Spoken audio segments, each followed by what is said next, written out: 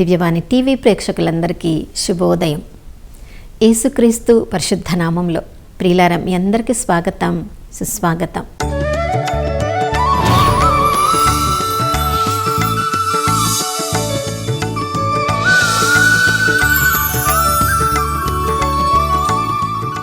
నిన్నటి దినమంతా కాచి కాపాడిన దేవునికి మనసారా వందనాలు తెలియచేద్దాం.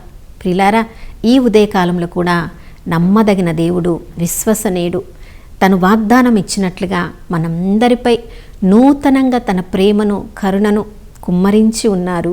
ఆ విశ్వాసంలో ఎవరెవరు ఆ ప్రభు వైపు చూస్తూ ఉన్నారో వారందరిపై విశ్వసనీయత అనే వస్త్రాన్ని మనందరిపై కప్పి ఉన్నారు. ప్రియులారా, ఆ యొక్క సంతోషంలో ఆనందంగా ఈ రోజంతా మనం జీవించుదాం. నా ప్రియ సహోదర సహోదరి, ప్రజలందరూ, మానవులందరూ పాపము చేసి దేవుని మహిమను కోల్పోయారు అని రోమిలకు రాసిన లేఖ 3వ అధ్యాయము 23వ వచనంలో మనం చదువుతున్నాం. ప్రియులారా, ఇది ప్రతి తరంలో కూడా జరుగుతూ ఉంది. ఆది కాండంలోనే ఆది దంపతులే దేవుని మాటకు అవిధేయత చూపించి పాపములో వాళ్ళు పడిపోయారు, దేవుని మహిమను కోల్పోయారు. దేవుని మహిమను కోల్పోయిన మరుక్షణమే దేవుని ప్రసన్నతలో అడుగు పెట్టడానికి, దేవునికి ఎదురుపడడానికి కూడా వాళ్ళు భయపడి దాక్కుంటున్నారు. ప్రియులారా, కానీ వాళ్ళు భయపడి దాక్కున్నప్పుడు వీళ్ళు పాపము చేశారులే, ఎందుకు నా మాటకు వీళ్ళు అవిధేయత చూపించారు, ఎందుకు నా మాటను వీళ్ళు నమ్మలేకపోయారు, వాళ్ళ బాధలో వాళ్ళను ఉండని అని దేవుడు వాళ్ళను వదిలివేశాడా? ఆదాము, నీవు ఎక్కడా, ఓయి నీవు ఎక్కడా అని వాళ్ళను వెతుక్కొని వచ్చినట్లు ఆదికాండం 3వ అధ్యాయం 8వ వచనంలో మనం చదువుతున్నాం. ఆదాము ఏం చెప్తున్నాడు? అయ్యా, మేము నీ మాటకు అవిధేయత చూపించాం కాబట్టి మేము దాక్కున్నాము, నీ యొక్క సన్నిధిలోనికి, నీ ప్రసన్నతలోనికి మేము రాలేకపోయాము. వెంటనే దేవుడు, ఎందుకు దాక్కున్నావు? పాపము మన ఇద్దరిని వేరు చేసేది ఒక్కటి పాపమే. నాకు పాపము చేసి నాకు అవిధేయత చూపించావా అన్నప్పుడు, ఇదిగో నీవు నాకు తోడుగా ఇచ్చిన ఈ ఏవమ్మ అని ఒకరి మీద ఒకరు నేరారోపణ చేసుకోవడము. ఏవమ్మనేమో ఇదిగో ఈ సర్పము ఈ పాపం నాకు పురికొల్పింది అని ఒకరి మీద ఒకరు నేరారోపణ చేసుకుంటూ ఉన్నారు. ప్రియులారా, మనందరి జీవితంలో కూడా మనము పాపంలో పడినప్పుడు, ప్రభా, నా తెలివి తక్కువ వలన, నా బలహీనత వలన, నా యొక్క చెడు క్రియల వలన నేను పాపం చేశాను, అయ్యా నీవు నన్ను క్షమించు అంటే, ప్రియులారా, ఆ దేవుడు మనల్ని క్షమించడా? కానీ పాప క్షమాపణ అడగడానికి ముందు ఇతరుల మీద నేరారోపణ చేయడానికి మనం ప్రయత్నిస్తుంటాం. ఎవరో ప్రోత్సాహం వలన, ఎవరో ప్రభావం వలన, ఎవరో నన్ను తొందర చేయడం వలన ఈ పాపము చేశానని మనం చేసిన పాపాన్ని ఇతరుల మీదకి తోయడానికి మనం ప్రయత్నిస్తూ ఉంటాం. కానీ ఆ దేవాది దేవుడు ఎంత గొప్పవాడో చూడండి. మలాకి గ్రంథం 3 చివరి అధ్యాయం చివరి వచనాల్లో, అయ్యా, మేము ఎంత పాపాత్ములం అయినప్పటికీ కూడా మా పాపములను మన్నించు అంత గొప్ప దేవుడవు నీవేనయ్యా. మేము పాపులము అనగానే, మా పాపాన్ని పశ్చాత్తాప పడగానే మా పాపాన్ని మన్నించే నీ అంత గొప్ప దేవుడు ఇంకెవరైనా ఉంటారా? ప్రియులారా, ప్రభు ఈ లోకంలో అందరూ మనం పాపం చేసినప్పుడు మనల్ని అందరూ ఇంకొక రాయి వేస్తూ ఉంటారు. ఇంకొక మన పాపపు జీవితం గురించి అందరు చెప్పుకుంటూ ఉంటారు. ఇంకా మనలో ఉన్న బలహీనతల గురించి అందరు మాట్లాడుకుంటూ ఉంటారు. కానీ ఎవరైనా మన పాపాలను క్షమించే దేవుడిలాగా అంత గొప్ప మనసుతో, ఉన్నత మనసుతో ఎవరైనా ఆలోచిస్తారా? చూడండి, అటువైపు యూదా జాతి, సమరయలో ఉన్న ఇశ్రాయేలు ప్రజలందరూ కూడా పాపము చేసి వాళ్ళను నడిపించే ప్రవక్తలు కూడా వాళ్ళని తప్పుదారిలో నడిపిస్తూ ఉన్నప్పుడు, 3వ అధ్యాయంలో వారి పాపములన్నీ దేవుడి ముందు కనిపిస్తూ ఉన్నప్పుడు, 4వ అధ్యాయం 5వ అధ్యాయంలో, బెత్లెహేము ఎఫ్రాతా, నీవు అన్ని నగరములలో చాలా చిన్న దానవే కావచ్చు, కానీ ఈ లోక రక్షకుడు నీ నుండే ఉద్భవించబోతున్నాడు. ప్రియులారా, పాపుల నుండి దేవుడు దూరంగా పారిపోడు.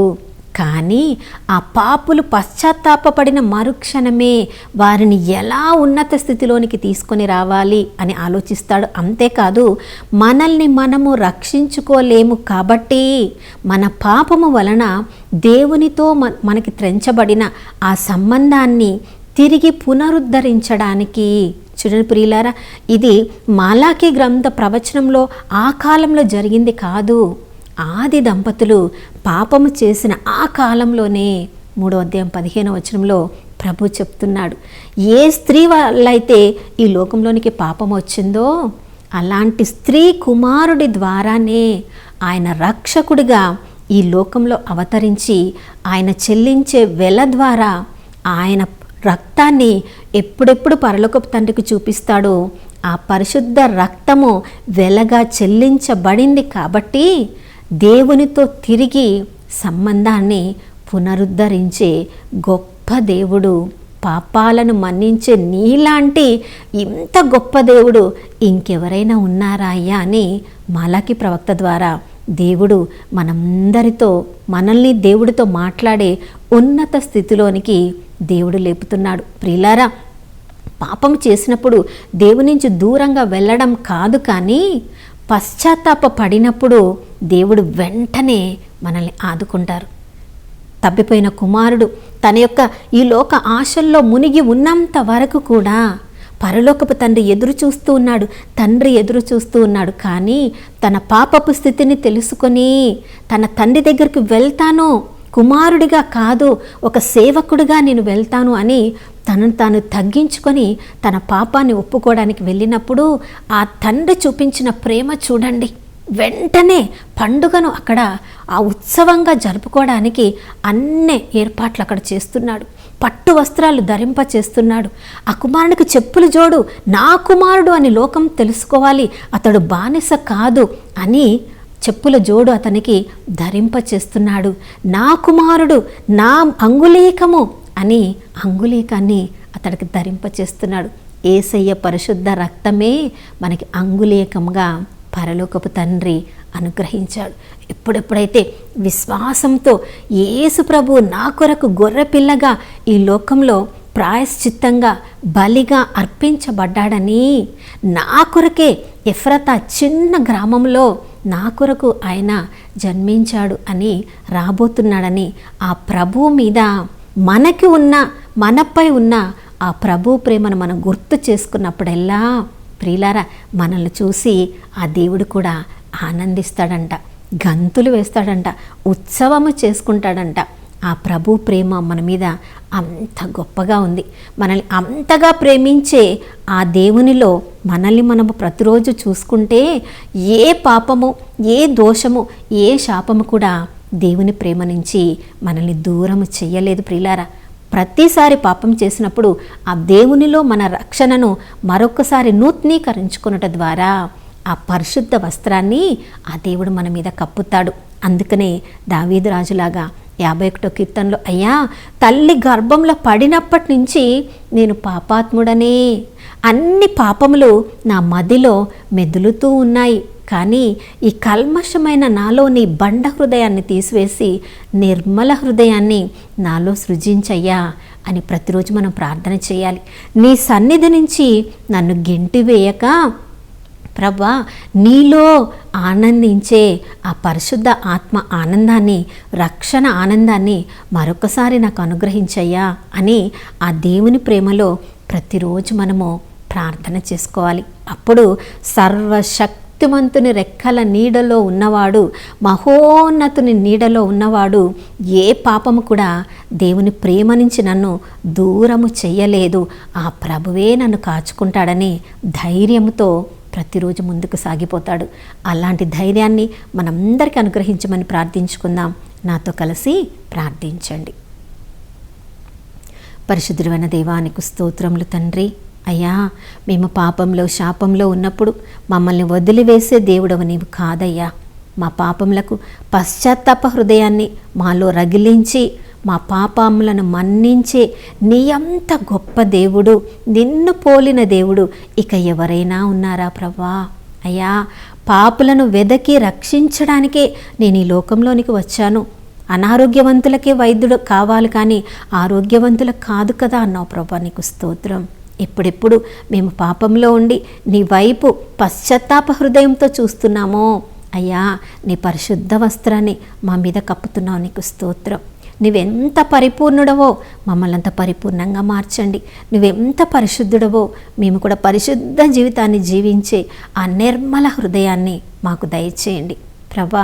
సామెతలు 4వ అధ్యాయంలో నీ హృదయాన్ని నువ్వు పదిలపరచుకో, నీ జీవన గతికి ఆధారము అదియే అన్నావు ప్రభా, నీకు స్తోత్రం. ప్రతిరోజు మా రక్షణను నిర్లక్ష్యము చేయక భయముతో వణుకుతూ నూతనీకరించుకునే కృపను మా అందరికీ అనుగ్రహించమని యేసయ్య పరిశుద్ధ నామంలో అడిగి వేడుకొనుచున్నాము మా ప్రియ పరలోకపు తండ్రి, ఆమేన్. అవును ప్రియులారా, మనం పాపంలో, శాపంలో, వేదనలో ఉన్నప్పుడు ఆ ప్రభు వైపు చూసినప్పుడు మనల్ని మన్నించే ఆ దేవునిలాగా ఇంకా ఎవరైనా ఉన్నారా? ఆ దేవుని బిడ్డలము, ఆ జ్యేష్ఠ కుమారుని యొక్క సంతానము మనము. ఆ మొదటి కుమారుడు మనకు మొదటి పుత్రుడుగా దేవుని సన్నిధిలో మన తరపున న్యాయవాదిగా ఉన్నాడు, ప్రార్థన విజ్ఞాపనకర్తగా ఉన్నాడు. కాబట్టి ప్రతిరోజు మన జీవితాన్ని నూతనీకరించుకుందాం, ఆ ప్రభువులో ఆనందించుదాం. మరొక నూతన శుభోదయంలో మనం అందరం కలుసుకునే వరకు దివ్యవాణి టీవీని వీక్షిస్తూ ఉందాం. ఇమ్మానుయేలు, దేవుడు మనతో ఉన్నారు.